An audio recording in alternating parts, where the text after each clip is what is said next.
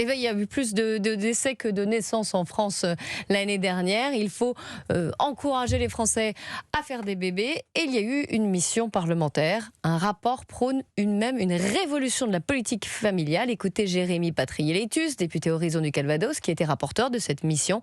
Et il a proposé, entre autres, un congé parental partageable entre le père et la mère. Il était sur TF1 ce matin. Aujourd'hui, la politique familiale, si vous interrogez des Français, ils vous disent, bon, c'est des allocations familiales.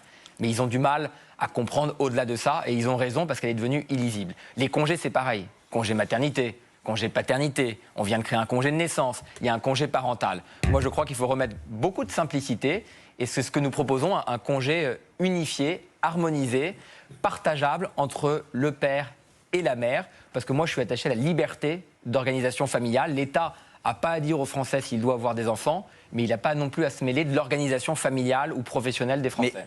Alors, un congé parental unifié, vous l'avez compris, un nouveau prêt à taux zéro pour l'acquisition ou l'agrandissement du logement lors de la naissance, l'obligation de prévoir des espaces adaptés aux enfants dans les trains, on se souvient de la polémique récente à la SNCF.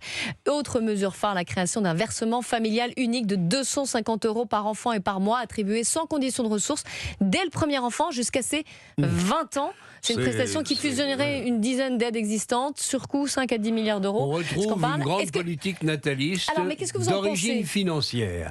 Je pense que est-ce que c'est utile? Est-ce qu'on fait un enfant pour des aides? Le fait que dans la plupart des pays occidentaux, et notamment en France, hélas, on ne refasse plus assez d'enfants, me paraît répondre à une manière de vivre, à des choix d'avenir. Il y a un mélange là-dedans de craintes du monde de demain au plan de l'environnement. Il y a des craintes au niveau des retraites, il y a des craintes au niveau des revenus. Bref, il n'y a pas qu'une seule mesure qui puisse répondre à une situation qui est très préoccupante, j'en conviens. Il faut impérativement... Alors, on peut commencer par une grande politique, le retour d'une grande politique nataliste.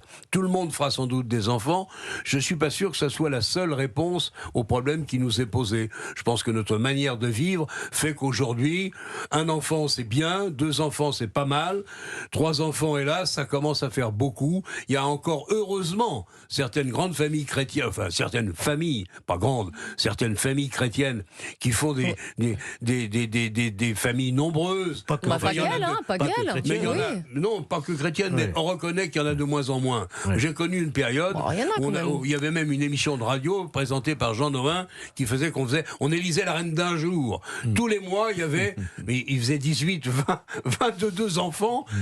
On n'en est plus là. Mais entre 1 et 2 maximum, ce serait bien peut-être que certaines familles, le plus en plus nombreuses possible, soient plutôt vers 3 et vers 4. Je ne suis pas sûr qu'on y parvienne. Encore une fois, les raisons de cette déflation mortelle sont nombreuses et variées et correspondent peut-être plus à l'heure du temps.